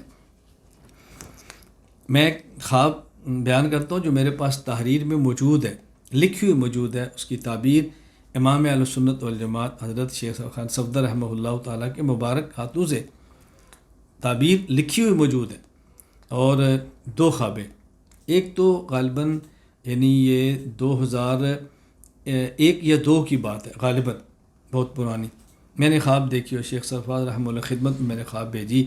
تو اس وقت میں نے خواب کی تعبیر دی کہ ایک وقت آئے گا امریکہ طالبان پر حملہ کرے گا، بہت بڑی تعداد میں لوگ شہید ہوں گے، بالآخر اللہ ان کو غلبہ دے گا اور کامیابی ہوگی. یہ جب ان کو فتح ملی ہے، اس سے 20 سال پہلے کی بات ہے، اور یہ میرے پاس تحریر میں اب بھی موجود ہے. آپ میں سے کوئی شخصی طور پہ کہے گا تو میں اس کو بھجوا بھی سکتا ہوں. اچھا، اسی طرح میں نے حضرت رحمۃ اللہ علیہ سے خواب کا تذکرہ کیا. اب اس کا چونکہ پورا پس منظر تو مختلف ہے، وہ ایک بہت عجیب دور تھا جب میں نے خواب دیکھی. اب تو میں اس کا پورا پس منظر کیا بیان کروں. خیر، اس کا میں ایک جز بیان کر دیتا ہوں. میں نے خواب لکھی حضرت کو کہ میں نے خواب کے اندر دیکھا ہے، اور میں نے اپنی خواب بیان کی کہ صورت واقعہ کی میں تلاوت کر رہا ہوں. اور فی صدر مخضود پر جب میں پہنچا تو میں خواب میں دیکھ رہا ہوں کہ یعنی بیر تقریباً سیب جتنے موٹے موٹے یہ میں توڑ رہا ہوں اور اپنی جھولی کے اندر ڈال رہا ہوں. اور اچانک میری آنکھ کھل گئی اور میری زبان پر یہ جاری ہے فی صدر مخضود، فی صدر، یہ میری زبان پر آیت کریمہ سورہ واقعہ کی جاری ہے۔ حضرت نے مجھے خواب عجیب تعبیر لکھی، فرمایا کہ تمہارے مال اور اولاد کے اندر اللہ بہت برکت عطا فرمائے۔ اب اس وقت میں سوچ بھی نہیں سکتا تھا کہ میرا اتنی اولاد ہوگی یا یوں اللہ تعالیٰ وسعتیں عطا فرمائیں گے۔ آج میں اس خواب کو دیکھ رہا ہوں، اور یہ اس کی تعبیر خواب کب کی ہے آپ اندازہ فرمائیں، یہ آج سے تقریباً کوئی 25 سال پرانی ہوگی، اور ظہور اس کا میرے تصور میں بھی کبھی نہیں تھا یہ چیزیں۔ لیکن خیر یہ تو آپ شاگرد ہیں، میں اس لیے آپ سے بات کرنا کوئی نشر کرنے والی بات ہے، نہ میری عادت ہے خوابوں کو نشر کرنا، نہ ہمارا مزاج ہے، اور نہ ہی آپ اس کو نشر کریں، نہ ہی خوابوں کی بنیاد پہ ہم کام کرتے ہیں۔ کتنے ساتھی ہیں جو مجھے خدا گواہ ہے خوابیں لکھتے ہیں، بھجواتے ہیں، میں وقت نہیں کہ میں بتاؤں کہ وہ کیا کیا بتاتے ہیں، میں نے یہ دیکھا ہے، میں نے یہ دیکھا ہے، میں نے یہ دیکھا۔ بالآخر میں نے کہتا ہوں بھی خواب پر ہمارے کاموں کی بنیاد نہیں ہے، ہمارے کام کی بنیاد دلائل پر ہے۔ لہذا یہ تو ایک بات آئی تو میں نے درمیان میں عرض کر دیا کہ خواب اور اس کی تعبیر یہ ایک فن ہے۔ خواب ہر کسی کو نہ بتایا کرے، نہ ہر کسی تذکرہ کیا کرے، نہ ہی بہت ذرا پریشان ہوا کرے کہ میں نے خواب دیکھا یا کیا ہے۔ اچھا، اسی طرح ایک اعتراض ہے حضرت گنگوہی رحمہ اللہ کے حوالے سے۔ حضرت مولانا رشید احمد گنگوہی رحمہ اللہ تعالی نے خط لکھا ہے اپنے شیخ حضرت حاجی امداد اللہ مہاجر مکی نور اللہ مرقدہ کو، اور یہ فضائل صدقات جلد 2 میں حضرت کا خط موجود ہے۔ اس کی عبارت کیا ہے؟ جو لکھا ہوا ہے جس پر اشکال ہے میں وہ ذرا پڑھ کے سنا رہا ہوں۔ کہتے ہیں وہاں لکھا ہے کہ پس زیادہ عرض کرنا گستاخی اور شوخ چشمی ہے، یا اللہ معاف فرمانا کہ حضرت کے ارشاد سے تعریر ہوا ہے جھوٹا ہوں کچھ نہیں ہوں۔ تو کہتے ہیں مولانا رشید احمد گنگوہی فرماتا ہے کہ میں جھوٹا ہوں۔ ایک شخص خود کو جھوٹا کہتا ہے تم اس کو اپنا قائد کہتے ہو، وہ جھوٹا کہتا ہے تم اس کو رہنما مانتے ہو، وہ خود کو جھوٹا کہہ رہا ہے تم اس کو اپنا پیر بنا کر پھر رہے ہو اور اس کے فتووں پر عمل کرتے ہو۔ جواب، ہم نے کہا دیکھیں، اپنے اعمال کو کم دیکھتے ہوئے خود کو حقیر سمجھ کر ایسا جملہ فرما رہے ہیں اور اپنے شیخ کو فرما رہے ہیں، اور کوئی شخص خود کو حقیر سمجھ کر ایسا جملہ کہے اس کو شریعت کے خلاف نہیں کہتے، اور اس کے واقعات خود احادیث میں موجود ہیں۔ میں ایک واقعہ آپ کی خدمت میں پیش کرتا ہوں، اور یہ صحیح مسلم باب فضل دوام میں ذکر والفکر فی امور الآخرت والمراقبہ وجواز ترک ذالک فی بعض الاوقات والاشتغال بالدنیا، حدیث نمبر 2750 پر موجود ہے۔ حضرت حنظلہ رضی اللہ تعالیٰ عنہ رسول حضرت ابو بکر صدیق رضی اللہ عنہ سے ملے۔ ابو بکر صدیق رضی اللہ عنہ پوچھا کیف انت یا حنظلہ، حنظلہ کیا حال ہے؟ انہوں نے کہا نافق حنظلہ، حنظلہ تو منافق ہو گیا۔ ابو بکر صدیق نے فرمایا سبحان اللہ ما تقول، تم کیا کہتے ہو؟ یا حنظلہ کہتے ہیں بالکل، نکون عند رسول اللہ صلی اللہ علیہ وسلم یذکرنا بالنار والجنہ، ہم اللہ کے نبی خدمت میں ہوتے، آپ جنت اور جہنم کا تذکرہ فرماتے، اور ہم یوں لگتا ہے کہ ہم اپنی آنکھوں سے جنت اور جہنم کو دیکھ رہے ہیں۔ فَإِذَا خَرَجْنَا مِنْ عِنْدِ رسول اللہ صلی اللہ علیہ وسلم عافسنا الازواج والاولاد والضیعات، ہم جب اللہ کے نبی صلی اللہ علیہ وسلم خدمت سے باہر آتے، اپنی بیویوں، اپنے بچوں اور مال و دولت مال میں جب مشغول ہو جاتے، فنسینا کثیرا، تو پھر ہمیں یہ چیزیں ذہن بھی نہ رہتی۔ وہاں محسوس ہوتا ہے جنت اور جہنم کو دیکھ رہے ہیں، اب ایسے لگتے ہیں جنت اور جہنم کو بھول گئے۔ ابو بکر رضی اللہ عنہ فرمایا فواللہ انا لنلقى مثل هذا، یہ تو میرے ساتھ بھی ایسے ہے، میرے ساتھ بھی ایسے معاملہ ہو رہا ہے۔ کہتے ہیں ہم دونوں پھر رسول اللہ صلی اللہ علیہ وسلم خدمت میں حاضر ہوئے، اور وہاں جا کر میں نے کہا نافق حنظلہ، حنظلہ منافق ہو گیا۔ آپ نے پوچھا وماذا، وہ کیسے ہے؟ تو میں نے یہی بات اللہ کے نبی صلی اللہ علیہ وسلم خدمت میں عرض یا اللہ یا رسول اللہ، جب ہم آپ کے پاس ہوتے ہیں آپ جنت جہنم کا تذکرہ فرماتے ہیں تو یوں لگتا ہے کہ ہم اپنی آنکھوں سے دیکھ رہے ہیں۔ جب آپ سے جدا ہوتے ہیں پھر ہم اپنی بیوی بچوں اور جب مال میں مشغول ہوتے ہیں تو ہمیں یوں لگتا ہے کہ ہم جنت اور جہنم کو بھول گئے۔ تو رسول اللہ صلی اللہ علیہ وسلم فرمانے لگے والذی نفسی بیدہ ان لو تدومون علی ما تکونون عندی، قسم اس ذات کی جس کے قبضے قدرت میں میری جان ہے، اگر تم ہمیشہ ایسے ہی رہو جیسے میرے پاس ہو، وفی ذکر، اور جو حالت تمہاری ذکر کے وقت ہے یہی حالت تمہاری بات میں بھی رہے، لصافحتکم الملائکہ علی فرشکم وفی طرقکم، پھر فرشتے تم سے مصافحہ کریں، کہاں؟ تمہارے بستروں پر اور تمہارے بازاروں میں۔ ولاکی یا حنظلہ ساعتن و ساعتن ثلاث مرات، لیکن حنظلہ ہمیشہ وقت ایک جیسا نہیں ہوتا، ہمیشہ حالت ایک جیسی نہیں ہوتی، ہمیشہ کیفیت ایک جیسی نہیں ہوتی، کبھی ایسی ہوتی ہے کبھی ایسی ہوتی۔ اب دیکھو یہاں پر حضرت حنظلہ رضی اللہ تعالیٰ عنہ کیا کہہ رہے ہیں؟ حنظلہ منافق ہو گیا۔ جب منافق ہو تو صحابی کیسے رہا؟ وہ صحابی بھی ہیں اور فرما رہے منافق ہو گیا۔ اسی طرح حضرت گنگوہی رحمہ اللہ جو فرما رہے کہ میں جھوٹا ہوں، کیا مطلب کہ عالم ارواح میں اللہ نے پوچھا لست بربکم، ہم نے کہا بلا، ہمارے آپ رب ہیں، اور دنیا میں کتنی ہم سے کوتاہی ہو جاتی ہیں تو کہ ہم نے وہاں جھوٹ تو نہیں بولا، مجھے یوں لگتا ہے کہ ہم جھوٹے ہیں۔ تو حضرت رحمۃ اللہ علیہ خود کو حقیر سمجھ کر ایسی بات فرما رہے ہیں، اور یہ بات کوئی قابل اشکال نہیں ہے۔ اور حضرت فرما کس کو رہے؟ اپنے شیخ کو، اپنے بڑے کو، کہتے میرا علاج فرمائے۔ تو کوئی بات اعتراض والی ہو نا تو بندے کو سمجھ بھی آتا ہے۔ بس یہ اعتراضات ایسی ہیں جیسے ہمارے یہاں پنجابی میں کہتے ہیں آٹا گوندی ہلدی کیوں؟ اردو میں اس کا مفہوم کیا ہے کہ جو عورت آٹا گوندھ رہی ہے تو کہتے ہیں حرکت کیوں کر رہی ہے؟ بھائی جو ایسے ایسے آٹا گوندے گی تو حرکت تو ہوگی نا، یہ کیا بات ہے کہ آٹا گوندے حرکت کیوں کر رہی ہے؟ تو اسے ہمارے کہتے ہیں کہ آٹا گوندی ہلدی کیوں، یعنی کوئی اعتراض نہیں بن پڑا تو اعتراض کر دیا، اب اعتراض تو ہے نا، تو کوئی اعتراض بننے والا ہو تو بندہ کرے، سمجھ آتی ہے۔ خیر ہم نے پھر بھی اس کا جواب دے دیا، چونکہ آپ لوگ پریشان ہوتے ہیں یہ ہمارے اکابرین پر اعتراضات ہے، جواب کوئی نہیں دے رہا، ہم نے پھر بھی جواب دی تاکہ الجھنیں آپ کی باقی نہ رہیں اور الجھنیں ختم ہو جائیں۔ اچھا، اسی طرح حضرت گنگوئی رحمہ اللہ تعالیٰ پر ایک اور اعتراض، اس کے لیے عبارت کیا پیش کی جاتی ہے کہ حضرت شیخ الحدیث مولانا زکریا رحمہ اللہ نے فضائل صدقات حصہ دوم میں حضرت گنگوئی رحمہ اللہ کے خط نقل کیا ہے جو انہیں اپنے مرشد حضرت حاجی امداد اللہ مہاجر مکی رحمہ اللہ کا لکھا ہے۔ اس میں کیا لکھتے ہیں؟ اور وہ جو میں ہوں وہ تو ہے، اور میں اور تو خود شرک در شرک ہے۔ کہتے ہیں دیکھو یہ یہاں پر وحدت الوجود بیان کر رہے ہیں، وہ جو میں ہوں وہ تو ہے، یعنی کہتے ہیں اے اللہ میں اور تو ایک ہی ہیں، اور میں اور تو خود شرک در شرک ہے۔ تو وہ شرک خود اقرار کر رہے ہیں، تو ایک مشرک شخص کیسے آپ کا مقتدا ہو سکتا ہے؟ کیسے موحد ہو کہ مشرک اپنا مقتدا مان رہے ہو؟ جواب اس کا بہت آسان ہے، ذہن نشین فرما لیں۔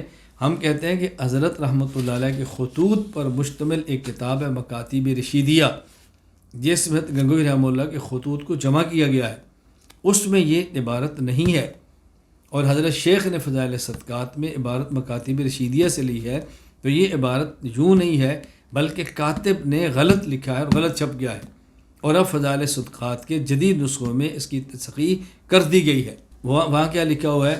وہ جو میں ہے، وہ جو میں ہے وہ تو ہے، اور میں اور تو خود شرک در شرک ہے۔ توجہ رکھنا، عبارت نقل کیا ہوئی؟ اور وہ جو میں ہوں وہ تو ہے، اصل عبارت کیا ہے؟ اور وہ جو میں ہے وہ تو ہے، تو کو تو کے لکھ دیا گیا، اور ہے کو ہوں لکھ دیا گیا۔ وہ جو میں ہوں وہ تو ہے، اصل کیا ہے؟ اور وہ جو میں ہے وہ تو ہے، اور میں اور تو خود شرک ہے۔ یعنی فرماتے ہیں کہ حضرت میں کچھ بھی ہوں، بس جو میں ہے نا وہ ابھی نہیں جا رہی، اور وہ جو میں ہے وہ تو ہے، میں نہیں جا رہی، اندر سے میں نہیں مر رہی، اور میں انا ریا یہ تو شرک ہے۔ تو آپ دعا فرمائیں کہ اللہ تعالیٰ میری انا کو ختم کرے اور مجھے اللہ تعالیٰ توفیق عطا فرما دے۔ اور اس بات کو شرک کہنا قرآن سے ثابت ہے۔ افرأیت من اتخذ الہہ ہوا، کیا آپ نے نہیں دیکھا اس شخص کو جس نے اپنی خواہشات کو الہ بنایا ہوا ہے، اپنے اندر کی میں کو خدا بنایا ہوا ہے۔ اچھا، اسی طرح المعجم الکبیر حدیث نمبر 7160، حضرت یعلا بن شداد بن اوس اپنے والد شداد بن اوس سے نقل کرتے ہیں رضی اللہ عنہ، كنا نعد الرياء على عهد رسول اللہ صلی اللہ علیہ وسلم بالشرک الاصغر، کہ ہم رسول اللہ صلی اللہ علیہ وسلم کے مبارک زمانے میں ریا کو بھی چھوٹا شرک سمجھا کرتے تھے۔ تو ریا کا شرک ہونا تو قرآن حدیث سے ثابت ہے۔ حضرت گنگوئی اپنے شیخ کو لکھ رہے ہیں کہ حضرت بس دعا فرمائے کہ میرے اندر سے میری انا ختم ہو جائے، وہ انا ابھی ہے، وہ ریا ابھی باقی ہے، وہ ختم نہیں ہو رہی۔ ذرا آپ اس کو سمجھے حضرت کیا فرما رہے ہیں۔ اس لیے یہ اعتراض بالکل بجا ہے، بالکل بجا ہے۔ یہ ایسے ہی ہے جیسے آج کے دور کا کوئی بہت بڑا عالم ہو اور وہ اپنے شیخ کو کہے آج میرے اعمال کی کمزوری ہے، دعا فرمائے اللہ تعالیٰ اعمال پختہ فرما دے۔ کوئی شخص اس کے جملے کو نقل کر پورے ملک دنیا میں دھوم مچا دے، تم نے اس کو اپنا شیخ مانا ہے، اپنا بڑا مانا ہے، وہ خود کہتا ہے میرے اعمال میں کمزوری ہے۔ جس کے اپنے اعمال کمزور ہے تمہاری کیا اصلاح کرے گا؟ بھائی وہ تو اعتراف کر رہا ہے، خود کو حقیر سمجھ رہا ہے، خود کو چھوٹا سمجھ رہا ہے، اور اپنے بڑے شیخ سے دعا کرا رہا ہے تو انسان کو چاہیے کہ ہمیشہ خود کو چھوٹا سمجھے. خود قرآن کریم نے کہا فلا تزکوا انفسکم هو اعلم بمن اتقى. تمہیں تزکیہ کا حکم ہے، اپنا تزکیہ کرو، لیکن تزکیہ کے دعوے مت کرو، پاک دامن ہونے کے دعوے مت کرو کہ میں بہت پاک دامن ہوں اور میں بہت بڑا نیک اور بہت بڑا متقی ہوں.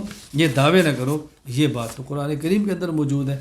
تو حضرت نے کوئی بات غلط نہیں فرمائی. اللہ تعالیٰ ہمیں یہ بات سمجھنے کی توفیق عطا فرمائے. ہم سلسلہ آگے چلاتے ہیں. دارالعلوم دیوبند کے پہلے طالب علم اور دارالعلوم دیوبند کے پہلے صدر مدرس شیخ الہند مولانا محمود حسن دیوبندی رحمہ اللہ تعالی. حضرت کا نام محمود حسن بن مولانا ذوالفقار علی بن شیخ فتح علی عثمانی دیوبندی. حضرت سن 1268 ہجری بمطابق 1851 کو بریلی شہر کے اندر پیدا ہوئے اور ابتدائی کتابیں مولانا عبداللطیف رحمہ اللہ سے پڑھی. اس کے بعد دیوبند سے حدیث شریف کی تکمیل کی اور آپ کو دارالعلوم دیوبند کے پہلے طالب علم ہونے کا اعزاز حاصل ہے.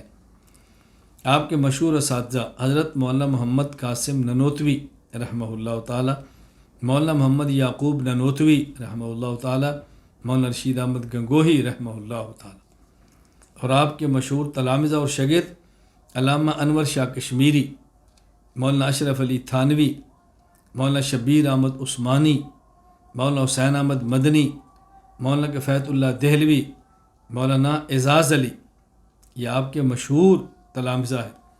حضرت مولانا محمد الیاس معروف حضرت کے اساتذہ شیخ الہند رحمہ اللہ کے ہیں. حضرت کی تصنیفات: ترجمہ قرآن کریم، تراجم ابواب بخاری.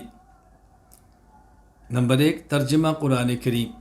نمبر 2 تراجم ابواب بخاری. نمبر 3 تصحیح المحمود الی ابی داود. نمبر 4 حاشیہ مختصر المعانی. نمبر 5 ادلہ کاملہ. نمبر 6 ایضاح الادلہ. نمبر 7 جہد المقل فی تنزیہ المعز والمذل. احسن القراء فی توضیح اوسق القراء. حضرت رحمہ اللہ تعالی کی ایک کتاب ایک سے بڑھ کر ہے. حضرت رحمہ اللہ کی ایک کتاب ایک سے بڑھ کر ہے. ترجمہ قرآن کریم کو آپ دیکھ لیں، آپ دنگ رہ جائیں.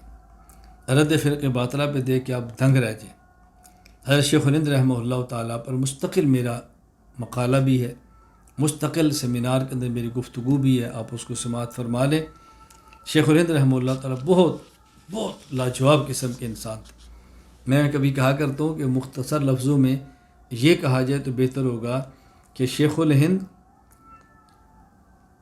مضبوط اور نوجوان جسم کے اوپر ٹھنڈے اور بوڑھے دماغ کا نام ہے. حضرت رحمہ اللہ تعالیٰ دماغ سے بہت ٹھنڈا سوچتے تھے اور جسم کے اندر بہت گرمی تھی. ہمارا دماغ بہت گرم ہوتا ہے اور جسم بہت ٹھنڈا ہوتا ہے. ہمارے دماغ پر گرمی چڑھی ہوتی ہے اور جسم اس کا متحمل نہیں ہوتا، تو پھر ایسے کام کر لیتے ہیں کہ بعد میں پچھتاتے ہیں یا اس کام کو چھوڑ کے دوڑنا پڑتا ہے. شیخ الہند کو سیکھو. اگر دیوبندیت کو سمجھنا ہے تو شیخ الہند کو سمجھو. شیخ الہند رحمہ اللہ کے مزاج کا نام دیوبندی مزاج ہے. پھر کبھی انشاءاللہ اس پر بات کر لیں گے. حضرت حاجی امداد اللہ مہاجر مکی رحمہ اللہ تعالیٰ سے آپ کو خلافت تھی، اور حضرت حاجی صاحب رحمہ اللہ کے بعد قطب الاقطاب علامہ رشید احمد گنگوہی رحمہ اللہ سے بھی آپ کو خلافت تھی. 18 ربیع الاول 1339 ہجری بمطابق 13 نومبر 1920 منگل کے دن دیوبند میں آپ دنیا سے رخصت ہوئے. شیخ الہند رحمہ اللہ تعالیٰ یقین فرمائے فنا فی الشیخ تھے. اب حضرت دیوبند میں ہیں، شیخ مولانا گنگوہی گنگو میں ہیں. دیوبند سے گنگو کا فاصلہ دیکھ لیں.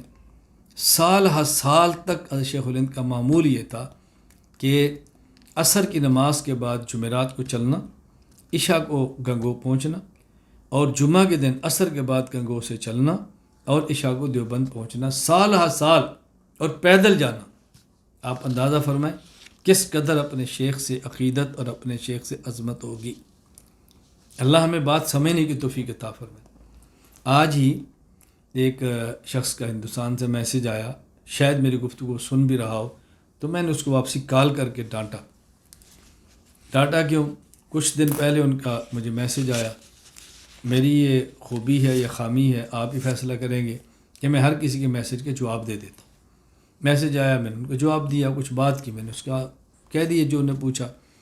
پھر اس کے بعد مجھے وہ کہنے لگے کہ میں آپ کے ساتھ کچھ تعاون کرنا چاہتا ہوں، کیسے کروں؟ میں نے وہاں کا نمبر دے دیا، خیر بات ختم ہوگی۔ پھر کچھ دن بعد میسج آ گیا، میں نے بیعت کرنی ہے، میں نے بیعت کا فارم بھجوا دیا۔ مجھے اس کے واپسی جواب آ گیا کہ آپ پاکستان سے باہر جب بھی کسی ملک میں ہوں گے وہاں میں آ کر بیعت کروں گا۔ میں نے نیچے لکھ دیا کہ میں ترکیہ کے اندر ہوں۔ پھر ان کا آج میسج آیا، ہم پاکستان آ رہے ہیں۔ میں نے واپسی کال کر دی، میں نے کہا میرا جی چاہتا ہے میں تمہارا نمبر ڈیلیٹ کر دوں اور آئندہ کبھی تمہارے کسی میسج کے جواب نہ دوں۔ مجھے یہ نہیں پتہ کہ آپ کون ہیں، مجھے یہ نہیں پتہ آپ کی حیثیت کیا ہے، مجھے یہ نہیں پتہ کہ آپ اپنے معاشرے میں، خاندان میں چھوٹے ہیں بڑے، عالم کون ہیں، میں آپ کے ہر میسج کے جواب دے رہا ہوں۔ مجھے آپ نے کہا میں نے بیعت کرنی، میں نے بات فارم بھیجا۔ پھر آپ نے مجھے کہا کہ میں پاکستان سے باہر کسی ملک کے اندر ہوں گے تو وہاں آؤں گا، میں نے بتایا ترکیہ میں ہوں۔ اب آپ کا میسج آ گیا میں پاکستان آ رہا ہوں۔ یہ کیا تم نے تماشا شروع کیا ہوا ہے؟ مجھ سے کیوں ایسے 2 نمبر کام کرتے ہو؟ میں نے وہ سارے میسج اس کو دوبارہ واپس بھجوا تھا کہ وہ پڑھ لے کہ اس نے سے پہلے کیا کیا ہے۔ بس کوئی 3 ساتھی تھے، ہم نے ان کے ساتھ مشورہ کیا ہم آ رہے ہیں۔ تو میں نے کہا پھر میرے پاس تو نہیں آ رہے نا، میرے پاس آنا ہو تو مجھے میسج کرتے، جانا کسی اور کے پاس ہے، میسج مجھے کر رہے ہو صرف اس وجہ سے کہ میں آپ میسج کے جواب دے دیتا ہوں۔ جہاں آپ جانا چاہ رہے ہیں شاید وہ بھی آپ کے میسج کے جواب نہ دیں اور آپ دھکے کھاتے وہاں پہنچے۔ میں اتنی عزت دے رہا ہوں، اتنا احترام دے رہا ہوں، کیا تم نے تماش بینی شروع کر رکھی ہے؟ آپ اندازہ فرمائیں اس طرح میسج، اس طرح مجھے جواب دینے پڑتے ہیں، اس میں کس کرب سے گزرتا ہوں اس کا شاید آپ کو اندازہ نہ ہو، لیکن پھر بھی میں جواب دے دیتا ہوں۔ اور کسی چھوٹی سی بات پر جس طرح یہ ناراضگی کے اظہار کرتے ہیں وہ بہت سننے والا ہوتا ہے۔ میں بس اوقات ایک میسج کروں گا، ہفتہ جواب نہیں آئے گا، اور میں کسی میسج کا جواب 24 گھنٹے نہ دوں تو 3 مرتبہ آئے گا سوال جواب، سوالیہ نشان ہوگا۔ میں نے کہا بھی ہوا کیا ہے؟ یہ ہم نے آپ سے مسئلہ پوچھا تھا۔ میں نے کہا آپ کیا سمجھتے ہیں کہ میں اس کو محفوظ رکھوں گا؟ بھائی طریقہ مسئلہ پوچھنے کا آپ کو بتا دیا جاتا ہے، اس کے مطابق آپ تھوڑا سا تحمل سے کام لے لیں۔ خیر میرا یہ معنی نہیں ہے کہ میں کو اپنی ترتیب بدل دوں گا یا میں آپ سے رابطہ ختم کر دوں گا، ایسا نہیں ہے۔ کام بڑے دل کے ساتھ ہوتا ہے، صبر کے ساتھ ہوتا ہے، تحمل کے ساتھ ہوتا ہے، یہ باتیں سنی جاتی ہیں پھر ہی کام ہوتا ہے۔ تو خیر میں صرف یہ کہہ رہا ہوں کہ بہت ساری باتیں ہمیں سننی پڑتی ہیں، سہنی پڑتی ہیں، لیکن کام کرنا ہے، اللہ کے لیے کرنا ہے۔ اللہ تعالی ہم سب کو اپنے دربار میں قبول فرمائے اور اللہ تعالی کبھی بھی محروم نہ فرمائے۔ حضرت شیخ الہند مولانا محمود حسن دیوبندی رحمہ اللہ کی عبارت ہے جو تقریر ترمذی میں ہے۔ عبارت کیا ہے؟ والانصاف ان الترجیح للشافعی فی هذه المسألة ونحن مقلدون یجب علینا تقلید امامنا ابی حنیفہ رحمہ اللہ تعالی۔ پہلے اس کا پس منظر سن لیں۔ اصل میں صحیح جامع ترمذی کے اندر ایک حدیث پاک موجود ہے اور اس حدیث پاک میں گفتگو ہو رہی ہے، وہ نبی کریم صلی اللہ علیہ وسلم کا یہ ارشاد گرامی ہے، اور یہ ارشاد گرامی نقل فرما رہے ہیں حضرت عبداللہ بن عمر رضی اللہ تعالی عنہما۔ حضرت عبداللہ بن عمر رضی اللہ تعالی عنہما فرماتے ہیں کہ رسول اکرم صلی اللہ علیہ وسلم نے ارشاد فرمایا البیعان بالخیار ما لم یتفرقا او یختارا۔ صحیح ترمذی باب ما جاء فی البیعین بالخیار ما لم یتفرقا، حدیث نمبر 1245، کہ جب خرید و فروخت کرنے والے 2 شخص ہوں ان میں سے ہر ایک کو اختیار ہوتا ہے کہ اپنی بیع کو ختم کر دیں، اپنے عقد ختم کر دیں۔ کب تک؟ ما لم یتفرقا او یختارا، جب تک ان میں جدائی نہ ہو جائے۔ جدائی کے 2 معنی ہیں کہ جب تک ان کی بات میں جدائی نہ ہو، یعنی ایک کہ میں نے بیچا، دوسرا کہتے میں نے خریدا، جب تک یہ بیچنے اور خریدنے کی بات پوری نہیں ہوتی تو ان کو اختیار ہے، اور جب یہ بات مکمل ہو جائے اب ان کا اختیار ختم ہو گیا۔ یا اسی طرح دونوں میں سے ہر کوئی ایک شرط قرار دے دے کہ مجھے اختیار ہے، آپ نے بیچ دیا، میں 3 دن تک بتاؤں گا میں خریدتا ہوں یا نہیں، تو یا تو اختیار لے لیں کسی شرط کے ساتھ، اور یا وہ یہ بات کہہ دیں کہ جب تک خرید و فروخت مکمل نہیں ہوتی تو ہر کسی کو اختیار ہے۔ یہ حدیث میں موقف ہے حضرت امام ابو حنیفہ رحمہ اللہ تعالیٰ کا، یہ ان کی رائے ہے، اور یہی رائے ہے حضرت امام مالک رحمہ اللہ تعالیٰ کی، جبکہ حضرت امام شافعی، امام احمد رحمہ اللہ ان کا موقف یہ ہے کہ نہیں، اگر یہ کہہ بھی لیں کہ میں نے بیچ دیا ہو کہ میں نے خرید لیا، لیکن ابھی تک دونوں کی مجلس ختم نہیں ہوئی، الگ الگ نہیں ہوئے، تو جب تک اس مجلس کے اندر موجود ہیں ہر کسی کو حق حاصل ہے کہ وہ اس بیع کو ختم کر دے۔ امام مالک امام حنیفہ فرماتا ہے کہ اب حق ختم ہو گیا، جب بات مکمل ہوگی تو ختم ہو گیا۔ اب ان کے اپنے دلائل ہیں، ہمارے اپنے دلائل ہیں، میں اس وقت کوئی دلائل آپ کی خدمت میں پیش نہیں کر رہا۔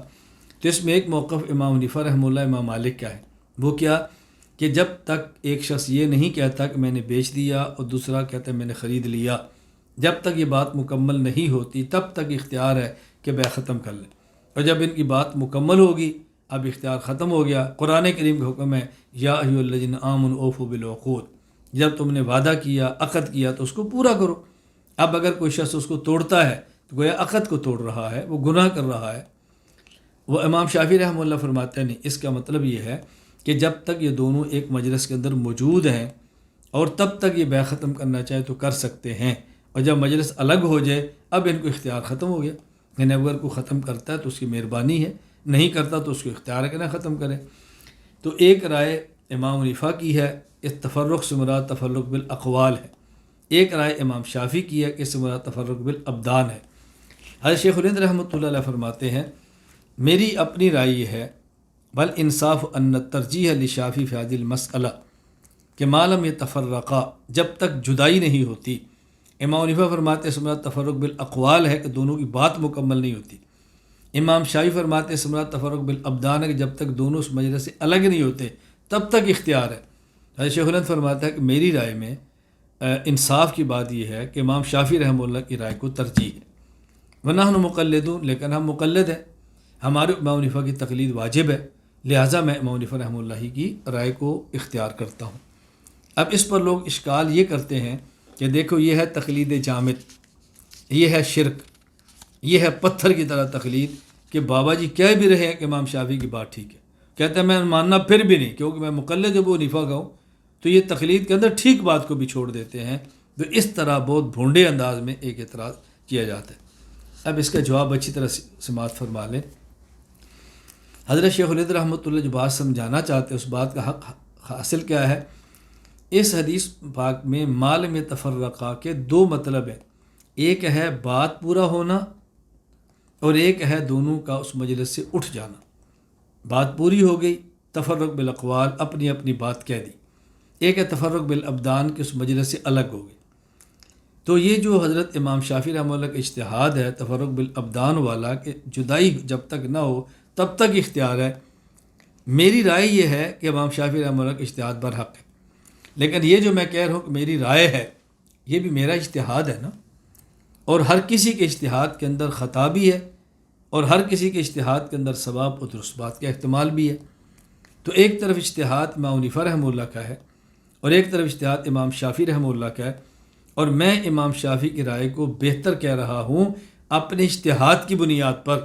تو اگر میرے اجتہاد درست ہو سکتا ہے تو میرا اجتہاد خطا بھی ہو سکتا ہے، تو جب میرے اجتہاد میں خطا کا احتمال موجود ہے تو میں چھوٹا ہوں اپنے اجتہاد کو امام ابو حنیفہ رحمہ اللہ کے اجتہاد کو جس کو میں خطا سمجھتا ہوں اس پر اپنے اجتہاد کو قربان کر رہا ہوں۔ کیوں؟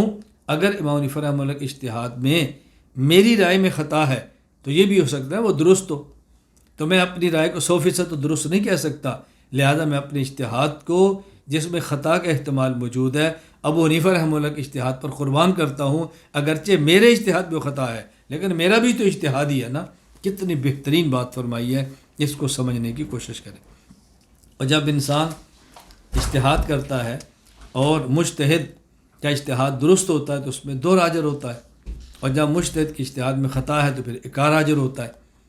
زیادہ سے زیادہ آپ یہی کہہ سکیں گے کہ حضرت امام شافعی کا اجتہاد درست ہے تو 2 اجر ہے، امام صاحب کا اجتہاد خطا ہے تو 1 اجر ہے۔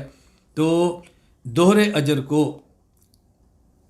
دوہرے اجر کو چھوڑ دیا اور 1 اجر کو لے لیا محض اپنے امام سے عقیدت کی بنیاد پر۔ تو عقیدت کی بنیاد پر دگنا اجر چھوڑ کر 1 اجر لینا یہ پوری دنیا کر رہی ہے، صرف شیخ الہند نہیں کر رہے، ہر کوئی کر رہا ہے۔ میں اس کی ایک مثال دیتا ہوں کہ دیکھو حدیث پاک سن ابن ماجہ حدیث نمبر 1406 یہ موجود ہے۔ حضرت جابر رضی اللہ تعالیٰ عنہ فرماتے ہیں کہ رسول اکرم صلی اللہ علیہ وسلم فرمایا صلاۃ فی مسجدی افضل من 1000 صلاۃ فی ما سواہ الا المسجد الحرام۔ کہ مسجد نبی میں کوئی بندہ ایک نماز پڑھے تو 1000 نماز کا اجر ملتا ہے سوائے مسجد حرام کی. وصلاۃ فی المسجد الحرام افضل من 100,000 صلاۃ فیما سوا. اور اگر مسجد حرام میں نماز پڑھے تو ایک نماز پر 1,00,000 کا اجر ملتا ہے. مسجد نبی میں ایک نماز پر 1000، مسجد حرام مکہ مکرمہ میں ایک نماز پر 1,00,000 کا. اور ایک حدیث مسجد نبی میں ایک نماز پر 50,000 کا اجر ملتا ہے، یہ بھی موجود ہے. اور وہ حدیث بھی سنن ابن ماجہ کے اندر ہے، حدیث نمبر 1413. انس بن مالک رضی اللہ عنہ فرماتے ہیں رسول اللہ صلی اللہ علیہ وسلم فرمایا صلاۃ الرجل فی بیتہ بصلاۃ، کوئی شخص گھر میں نماز پڑھے تو ایک نماز کا اجر ہوگا. وصلاۃ فی مسجد القبائل ب25 صلاۃ، اور محلے کی مسجد میں نماز پڑھے تو اس شخص کو 25 نماز کے برابر اجر ملے گا. وصلاۃ فی المسجد الذی یجمع فی، اور اگر کوئی شخص جامع مسجد میں نماز پڑھے ب500 صلاۃ تو 500 نمازوں کا اجر ملے گا. وصلاۃ فی المسجد الاقصی ب50,000 صلاۃ، وصلاۃ فی مسجد ب50,000 صلاۃ، اور اگر مسجد اقصی میں نماز پڑھے یا مسجد نبی میں پڑھے اس کو 50,000 کا اجر ملے گا، نماز کا اجر ملے گا. وصلاۃ فی المسجد الحرام ب100,000 صلاۃ، اور مسجد حرام مکہ مکرمہ میں پڑھے تو 1,00,000 کا اجر ملے گا.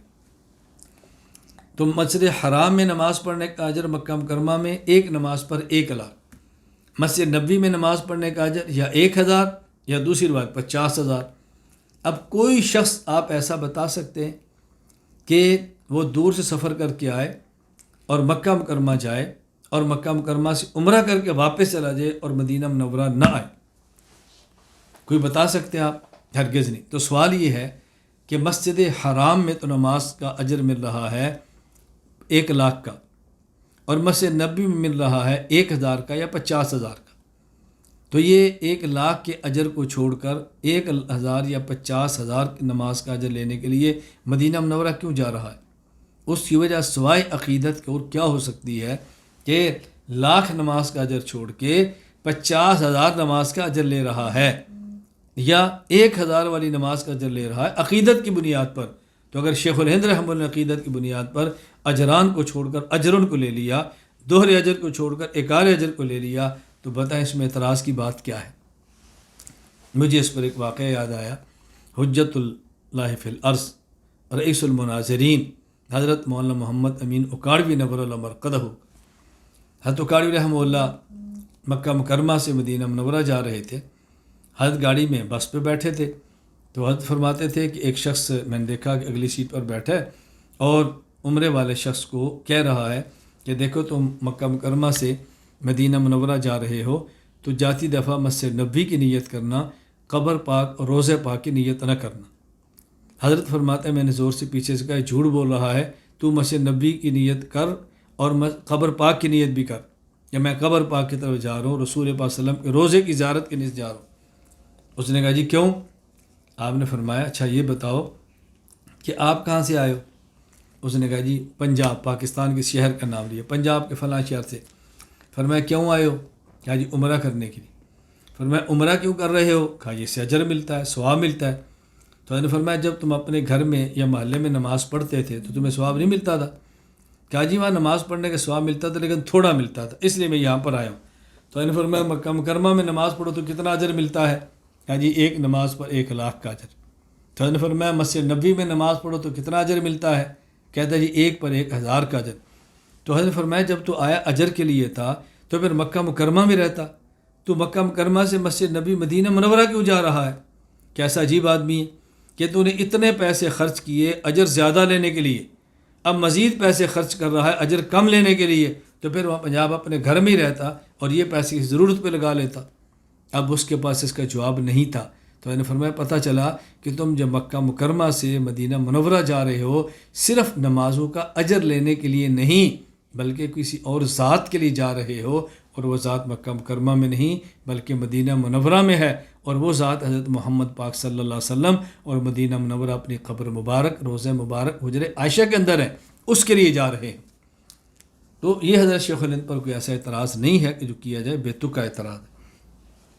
دوسرا شیخ رحمۃ اللہ پر اعتراض یہ کیا جاتا ہے کہ حضرت شیخ رحمۃ اللہ علیہ نے جو کتاب تحریر فرمائی ایضاح الادلہ، غیر مقلدیت کے رد میں اصل کیا تھا، میں اس کا تھوڑا سا پس منظر عرض کرتا ہوں۔ ایک غیر مقلد عالم مولانا محمد حسین بٹالوی صاحب نے ایک اشتہار شائع کیا، اس اشتہار میں 10 مسائل لکھے اور ہر مسئلے پر غالباً 10 روپے انعام رکھ دیے۔ یہ آمین کا ہے، ترک رفع دین فلاں کہ جو اس کو یوں ثابت کرے گا میں اس کو اتنا انعام دوں گا۔ شیخ الہند رحمۃ اللہ علیہ نے اس کا جواب لکھا ادلہ کاملہ کے نام پر۔ غیر مقلد محمد حسین بٹالوی تو اس کا جواب نہ دے سکا، البتہ انہوں نے اس کا جواب کسی سے لکھوا لیا۔ کس نام پر؟ مفتاح الادلہ کے نام پر۔ شیخ الہند رحمہ اللہ نے پھر جواب الجواب لکھا، مفتاح الادلہ کا جواب اصاح الادلہ کے نام پر۔ اس کا جواب آج تک غیر مقلدین سے نہیں ملا۔ کتنا عرصہ گزر گیا ہے، 100 سال سے اوپر عرصہ گزر گیا، لیکن آج تک جواب نہیں آیا۔ اس اصاح الادلہ کے اندر حضرت کی ایک عبارت ہے جس پر اعتراض کی۔ حضرت رحمۃ اللہ علیہ نے لکھا اور کاتب نے اس میں کتابت کی غلطی ہو گئی اور چھاپ دیا۔ وہ آیت ہے یا ایھا الذین آمنوا اطیعوا اللہ و اطیعوا الرسول و اولی الامر منکم، یا ایمان والو اللہ کے رسول کی اطاعت کرو، اولی الامر کی اطاعت کرو۔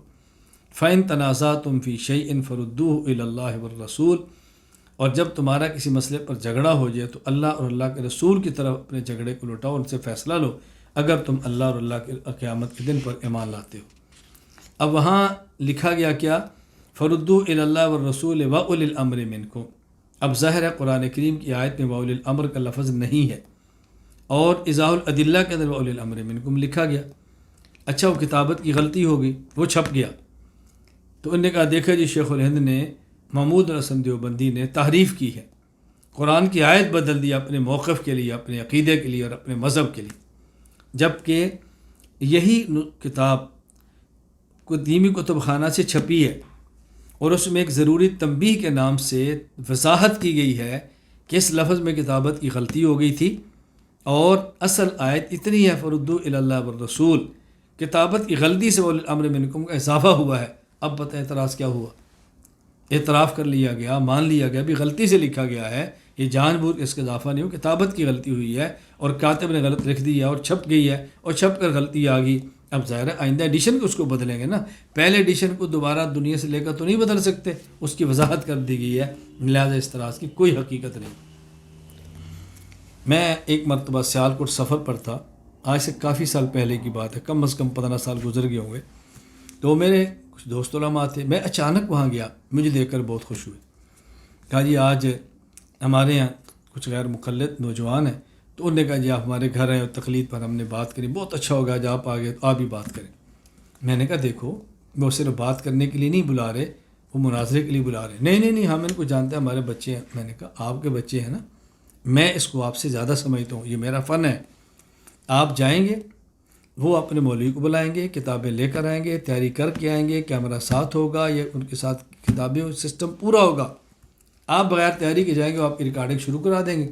ظاہر ہے وہ تو حوالے تلاش کر کے لائیں، تیاری آپ تو ایسی نہیں ہے، نہیں ہے تو ایسی کوئی بات ہی نہیں۔ میں نے کہا میں جانے سے گھبرا نہیں رہا، میں آیا ہوں، میں رات آپ کے پاس ہوں، شاک بات چلیں گے، انہیں کے گھر جا کر بات کریں گے، لیکن میری صرف ایک شرط ہے کہ وہاں آڈیو یا ویڈیو ریکارڈنگ ہو۔ اس وقت عام ویڈیو کا رواج نہیں تھا، آج سے 15 سال پہلے اس طرح اہتمام کے ساتھ نہیں تھا۔ میں تو بیانات وغیرہ کی ریکارڈنگ کرتا تھا کسی قدر میں، لیکن بہت زیادہ اہتمام نہیں تھا۔ میں نے کہا کم از کم آڈیو ساتھ ہونا ضروری ہے۔ کہا ٹھیک۔ ہم جب عشاء کے بعد وہاں پہنچے، وہی ہوا، ان کے 2-3 مولوی تھے، کتابوں کا بنڈل تھا، اور پھر 4-3 کالج کے لڑکے تھے، اور پورا ریکارڈنگ کا سسٹم موجود تھا۔ میں نے کب بتایا؟ میں آپ سے کہتا نہیں تھا حضرت ہمیں، میں نے کہا حضرت چھوڑیں، گفتگو میں تب کروں گا جب ہمارے پاس ریکارڈنگ کی ٹیپ موجود ہوگی۔ انہوں نے کہا جی ہم ریکارڈنگ کرتے ہیں، ہم آپ کو دے دیں گے۔ میں نے کہا مجھے آپ پر اعتماد ہی نہیں، میں کبھی اعتماد نہیں کرتا، ہماری اپنی ٹیپ ہوگی، اپنی کیسٹی ہوگی۔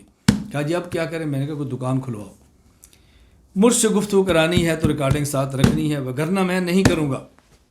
ہمیں میرا خیال ہے شاید کوئی گھنٹہ لگ گیا ہوگا، بیٹھے رہے۔ خیر وہ گئے، کسی کی دکان کھلوائی، وہاں سے نئی ٹیپ لی، وہاں کیسٹیں لے۔ میں نے کہا 5-6 کیسٹیں لانا، ہو سکتا ہے بات لمبی ہو جائے۔ وہی ہوا، تقریباً 3 گھنٹے ہماری بات ہوئی۔ خیر وہ ریکارڈنگ ہو گئی، سب کچھ ہو گیا۔ میں جو اس میں بات سنانا چاہتا ہوں، وہ جو غیر مقلد عالم تھے، انہوں نے اسی کو پیش کیا کہ دیکھیں اصاح الادلہ میں تمہارے شیخ الہند محمود حسن دیوبندی نے تعریف قرآن کی ہے، باولی الامر منکم لکھا۔ اچھا وہ اعتراض کر رہا تھا اور اللہ کی شان اسی نشست میں گفتگو کے دوران اس نے قرآن کریم کی آیت پڑھی، اتبعوا ما انزل علیکم من ربکم، کیا پڑھی؟ اتبعوا الی ما انزل علیکم من ربکم، یہ اس کی زبان سے نکل گئی۔ جب اس کی نشست ختم ہوئی تو میری باری آئی، وہ کیا سمجھانا رہا تھا؟ قرآن کہتا ہے اتبعوا ما انزل علیکم من ربکم، قرآن یہ کہتا ہے، اور مولوی شیخ الہند کہتا ہے کہ الی اللہ والرسول واولی الامر منکم، قرآن کہتا ہے ما انزل علیکم من رب، صرف اس کی مانو جو اللہ کی طرف سے ہے، رسول کی طرف سے ہے، اور اس نے یہ کیا، اور لفظ اس کی زبان سے نکل گیا اتبعوا الی ما انزل۔ جب میری نشست شروع ہوئی تو میں نے کہا آپ نے قرآن کریم میں تحریف کی ہے، اب میں آپ کو مسلمان سمجھوں یا کافر؟ میں نے نہیں کی۔ میں نے کہا ریکارڈنگ دوبارہ لگا لیں، واپس کریں۔ آپ نے الہ کا اضافہ کیا جب کہ الہ قرآن میں نہیں ہے۔ اس نے کہا جی میں نے کہا سن لیں، سنیں۔ اب اس نے مانا کہ جی مجھ سے غلطی ہو گئی۔ میں نے کہا جس طرح آپ کی زبان سے غلط نکلا ہے اور آپ نے مان لیا کہ غلطی ہوگی، میں بھی کہتا ہوں کتابت کی غلطی ہوئی ہے، جس طرح آپ نے کہہ دیا غلطی اور آپ نے تصحیح کر دی ہے، اسی طرح ہم نے بھی اس نسخے کو دوبارہ چھاپ کے تصحیح کر دی ہے۔ بولنے سے غلطی ہو تو تب بھی غلطی ہے، لکھنے سے غلطی ہو جائے پھر کیوں غلطی نہیں ہے؟ اگر آپ کا یہ بول دینا تحریف نہیں ہے تو کاتب کا لکھ دینا تحریف نے، اسے غلطی ہوئی، ہم نے دوبارہ نسخہ چھاپ کے اس کی تصحیح کا اعلان کر دیا ہے، ضروری تنبیہ لکھ دی ہے۔ الحمدللہ اللہ پاک نے ایسا وہاں جواب دلوایا، فبہت، بس ششدر رہ گیا اور خاموش ہو گیا، سناٹا چھا گیا۔ خیر اللہ تعالیٰ بات سمجھنے کی توفیق عطا فرمائے۔ تو یہ حضرت شیخ الہند رحمہ اللہ کی ذات پر اعتراض تھا، میں نے اس کا بھی جواب دیا ہے۔ ہمارا انشاءاللہ اعتراضات پر جوابات کا سلسلہ چلتا رہے گا۔ اللہ تعالیٰ مجھے اور آپ سب کو بات سمجھنے کی توفیق عطا فرمائے۔ ہمارے چونکہ اور دروس بھی ہیں اور اسباق بھی ہیں اور یہ عبارات اکابر بھی ہیں، صفات باری بھی ہیں۔ میں کوشش کروں عبارات اکابر کے حوالے سے کسی قدر تفصیل سے بات کروں، وقت بچا پھر صفات باری پر بھی کریں گے، وگرنہ مختلف مواقع پر میں نے اس پر بات کی بھی ہے، وقت ہو تو اس پر بھی کریں گے۔ اصل میں نے اس مجلس میں صفات عبارات اکابر کو کھولنا ہے۔ سبحان اللہ بحمدی، سبحان اللہ العظیم، سبحانک اللہم وبحمدک، اشہد ان لا الہ الا انت، استغفرک و اتوب الیک۔